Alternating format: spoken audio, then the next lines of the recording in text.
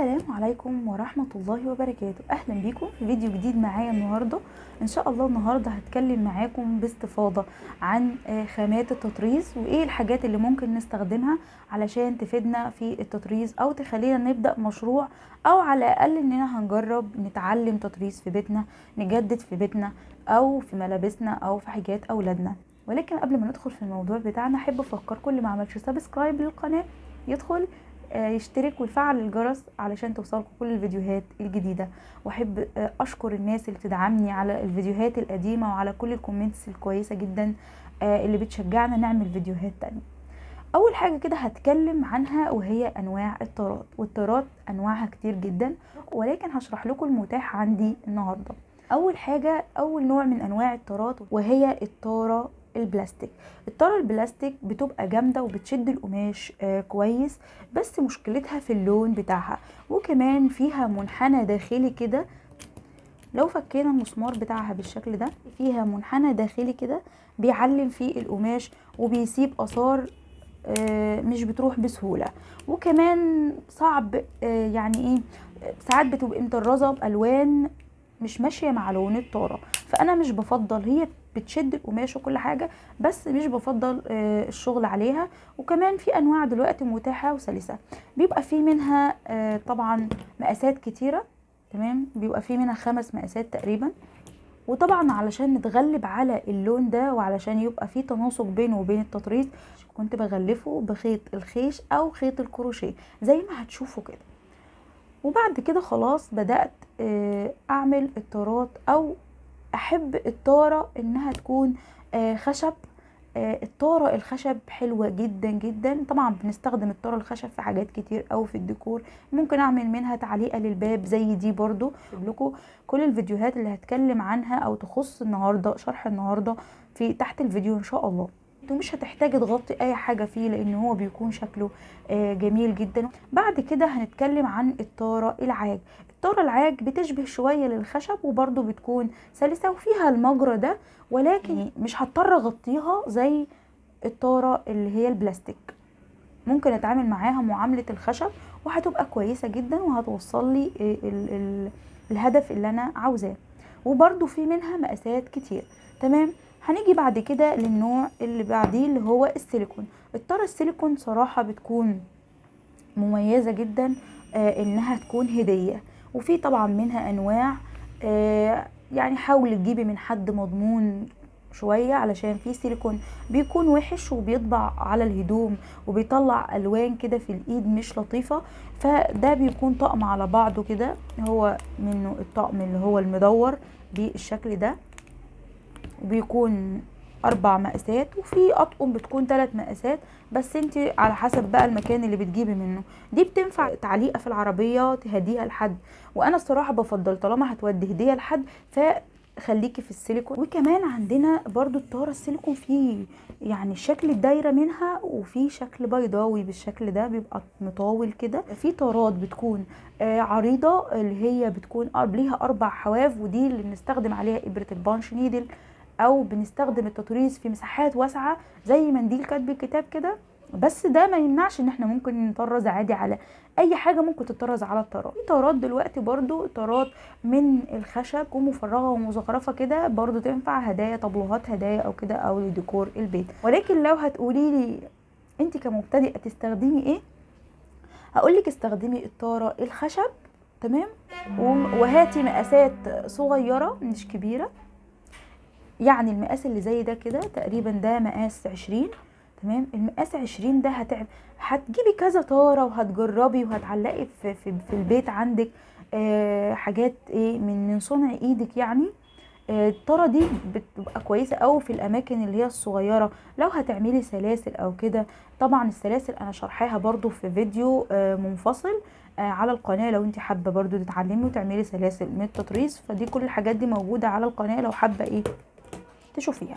وعايزه افكركم ان تطريز الطاره دي اخر طاره عملتها، التطريز بتاعها متاح في فيديو منفصل برضو على القناه هنا، وهسيب لكم تطريز الطاره دي لو حابين تجربوها كده مبدئيا.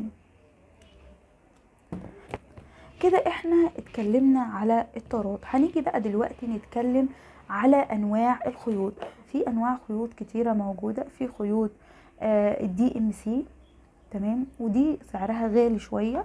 وفي برايت، ده بتبقى فتلتها برضو رفيعه كده، بتبقى عباره عن فتله واحده، ماشي. وفي الوانها حلوه جدا وثابته ومش بتطلع لون في الهدوم. وطبعا حبيب الملايين هو المالونيه الصيني. الخاتم ده علشان لما بنستخدم تطريز فيه حاجات ناشفه يعني فبيزق معاه شويه، ولكن استعماله مش كتير. وكنت جايباه من شي ان.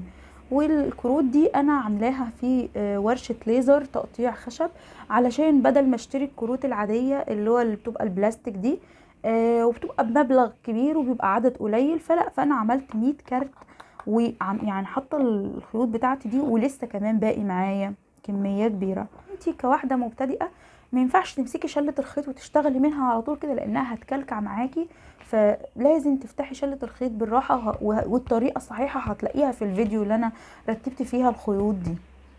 وقبل ما اعمل دول انا كنت عامله كروت من الورق عادي جدا، من اي كرتون عندك في البيت عادي اعمليه، وهسيبلك برضو الفيديو اللي ممكن عشان تاخدي المقاسات وتعرفي ازاي تقصي الورق عليها. طيب انت كواحده مبتدئه لازم يعني تروحي تجيبي خيط؟ ولازم جماعه عادي استخدمي الخيط بتاعنا اللي هو العادي ده، واعمليه على 4 مرات، يعني يبقوا 3 خيوط مع بعض، وابدأي اشتغلي. خيوط المالونيه الصيني والدي ام سي وكل الحاجات دي بتكون عباره عن 6 فتل، يعني هي بس الفكره انها كذا كذا فتله على بعض. فانت ممكن تستعوضي عنها بالخيط اللي هو العادي، وتحطي برده كذا فتله على بعض، وتبداي تشتغلي وتجربي في اي حاجه عندك. مش لازم ان انت تروحي تشتري حاجات. طب هتقولي لي يا اميره انا لازم اروح اشتري طاره؟ لا، مش لازم تشتري طاره. ممكن برضو تنفذي طاره من علبه بلاستيك عندك صغيره قديمه، تعملي من علبه ايس كريم صغيره. وبرضو هسيبلك الفيديو اللي ممكن تستبدلي الطاره بيه، ولكن دي حل مؤقت لحد ما تشتري طاره. هي حل مؤقت للتجربه، مش بتشد قوي يعني، ولكن ان انت كتجربه تشوفي نفسك الدنيا ظبطت معاكي ولا لا. يبقى احنا كده اتكلمنا عن الطاره، اتكلمنا عن الخيوط، هنتكلم بعد كده عن الابر. وده باكت الابر بتاع التطريز. بيكون في يعني كذا نوع او كذا مقاس. في مقاسات طويله وعريضه من فوق عشان الناس اللي بتحب تطرز بالستان، وفي بقى اللي هم الصغيرين دول، وبتكون الفتحه بتاعتها بالشكل ده. الابره بتكون مدببه من قدام وسلسه علشان تدخل وتطلع بسرعه في القماش يعني. فانت لما تروحي تجيبي الابره هاتي ابره تطريز. طبعا ابره الخياطه العاديه بتاعتنا بتكون ضيقه جدا، الفتحه بتاعتها بتكون ضيقه عشان بتدخل خيط رفيعه، انما الخيط بتاعنا بيبقى 6 فتلات على بعض، او الفتله بتكون سميكه عموما عن الخيوط بتاع العاديه. وبيكون الباكت جاي بكل المقاسات كده فيه. فدي بالنسبة للإبر، إبر التطريز. أما بقى في إبرة تانية ممكن برضو تستخدميها على الطارة، وهي إبرة البانش نيدل أو إبرة النفاش. ودي أنا يعني كان أول استخدام ليا فيها إن أنا استخدمتها على التوال معروف ان احنا بنرسم عليه. فانا كنت طالبه 2 توال مقاسات مختلفه، عملت واحد لشقتي هنا رسمته، وهسيب لكم برضو اللينك فوق هنا. والتاني برضو قلت اجرب بقى عليه ابره النفاش. ودي ابره تركيه معاها 3 مقاسات من الابر علشان احجام الخيوط المختلفه. لو انا حابه استخدم خيوط الكروشيه ليه ابره، وهو اللي هي السميكه اكتر واحده دي. وبعد كده في اللي هي الابره التطريز عشان لو هنستخدمها على الطاره عادي، واللي اسمك منها. فهي عباره عن 3 ابر في ابره واحده. وبيكون جاي معاها طبعا اللضامه بتبقى طويله كده علشان تقدر تدخل فيها. وده كنت مطرزاه بإبرة البانش نيدل أو إبرة النفاش، واستخدمت فيه خيوط الكروشيه. بقى بعد كده على مرحلة القماش، وعندنا أنواع كتير من القماش، ولكن الأنواع المفضلة اللي انت تشتغل عليها قماش اسمه روزالين، وده اللي بيتعمل منه مناديل كتب الكتاب. يعني ده المفضل لمناديل كتب الكتاب عشان بيكون سلس وقيم في نفس الوقت. ممكن تشتغل على قماش كتان، وفي قماش اسمه رويال اللي هو بيتفصل منه الخمار او الطرح، وبيكون كويس جدا كمبتدئه، وسعره برضو معقول. وفي قماش اللي هو الكريب، برضو بيكون كويس جدا. وكمان في قماش اللي هو الضك اللي انا مطرزه عليه دلوقتي ده جميل جدا. ده انا بستخدمه في ان انا بعمل شنط بيه، لان هو بيبقى كويس جدا وممكن عادي ان انت تستخدميه تطرزي عليه لو انت حابه. وفي منه الوان كتيره جدا. نيجي بقى للادوات اللي هتسهل علينا ان احنا ننقل الباترون بتاعنا. كل اللي احنا هنحتاجه ان احنا هنحتاج قلم حراري. طب انت كمبتدئه لازم تشتري قلم حراري؟ لا، اشتغلي بقلم الرصاص وحاولي تجيبي ضوء جامد تحت وتنقلي الباترون بتاعك وتشتغلي على قماشة فاتحة. فانتي هتوفري على نفسك حاجات كتير، هتوفري على نفسك القلم الحراري وهتوفري على نفسك كربون القماش. كربون القماش فيه منه الوان، هو بيبقى عبارة عن زي الكربون بتاعنا العادي اللي احنا كنا بنشتريه، ولكن ده كربون قماش عشان خاطر ما يطبعش على القماش ويبوظ لك لونه. لو انت بتشتغلي على قماش اسود تستخدمي كربون القماش الفاتح. لو بتشتغلي على قماش فاتح يبقى هتستخدمي كربون القماش الاسود او اللون او اي لون غامق عموما. ولكن مش بتحتاجيه الا في الاقمشه السميكه. هتحتاجي الكربون عشان خاطر الاضاءه ما بتاثرش وما بتعرفيش تنقلي الباترون منها، فلازم تحتاجي وقتها الكربون. او هتستخدمي الفازلين المائي. وكل الحاجات دي برضو انا شرحها وشرحها لك ازاي تستخدمي الفازلين المائي. هو بيبقى عباره عن طبقه شفافه كده، بترسمي الباترون على ورقه عادي وبعد كده بتحطي عليها الفازلين المائي، تحطيه عليها تشفي عليه الرسمه وتاخدي الفازلين تثبتيه على الطاره بدبابيس، وبعد كده تبدأي تطرزي. وبعد ما تطرزي وعندك حل من الاتنين، يا تشديه بالراحة كده بايدك هيتشد معاكي من تحت الخيط عادي، او هتحطيه في المية وفي ثواني بيدوب مش بياخد منك وقت. وعندك نوعين من الفازلين، في نوع بيتلزق ولكن النوع اللي بيتلزق بيكون صعب شوية في ان هو يتشال، ده بيكون اسهل بكتير ان هو يتشال. وهتلاقوا على القناة عندي كل الحاجات الخاصة بالتطريز، الغرز الأساسية. خدي تغذية بصرية مش من عندي بس، من عند أي حد من كل القنوات الموجودة. ادخلي على قنوات الأجانب وشوفي بتغطي الطارة بقى بالجوخ، الجوخ الملون، أو لو عندك ورق ملون ممكن تحطي الجوخ. وفي جوخ بيكون مرسوم بتقصي على قدها بالظبط وتلزقيها بالشمع، بيبقى فيه منه الوان كتيره خالص. وحاولي دايما يكون في تناسق بين لون التقفيل من ورا ولون القماش بتاعك.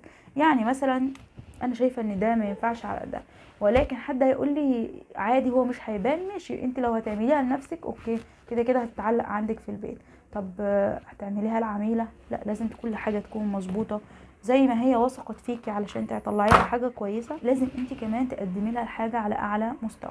باختصار بسيط بقى، انت كواحده عايزه تجربي دلوقتي التطريز هتعملي ايه؟ ما عندكيش طاره وما عندكيش ابر وما عندكيش خيوط وما عندكيش حاجات من دي كلها، هتاخدي الابره بتاعتك العاديه والخيط بتاعك العادي، اوكي، وهتجيبي اي قماشه قديمه عندك في البيت، اي فستان او اي حاجه قديمه، اي بنطلون، اي تيشيرت، اي حاجه قديمه عندك، او حتى تيشيرت بتاع اولاد ولادك او تيشيرت بنوتك، وتجيبيه كده تجربي فيه تعملي ايه. هتعملي فيه ورده، ممكن تعملي الورده العنكبوتيه او تعملي العقده الفرنسيه، برضو بيبقى شكلها لطيف جدا. كل الحاجات دي بسيطه، وهسيب لك الفيديو الشرح. وزي ما قلت لك ادخلي اعملي تغذيه بصريه لعينك، شوفي طرق كتير، شوفي غرز كتير، مش لازم تقتصري على حد معين تتعلمي منه. وعايزه اقول لكم ان مهما الانسان وصل للحرفيه في مهنته فهو برضو لسه بيتعلم. ربنا قال في القرآن وما أوتيتم من العلم إلا قليلا. يعني الإنسان طول ما هو بيتعلم وفاكر نفسه ان هو وصل، لا، هو لسه ما وصلش، هو لسه بيتعلم. ازاي تطرزي على الكبات، ازاي تطرزي السلاسل، ازاي تعملي طارة، ازاي تقفلي طارة، ازاي تنقلي باترون، ايه البرامج اللي بنستخدمها. كل الحاجات دي موجودة بالفعل على القناة. اتمنى الفيديو يكون مفيد لحضراتكم واكون قدرت اوصل لكم ولو معلومة بسيطة تستفادوا منها. اخيرا احب افكركم اللي ما عملش اشتراك في القناة يشترك ويفعل الجرس وتسيبولي رأيكم في الكومنت.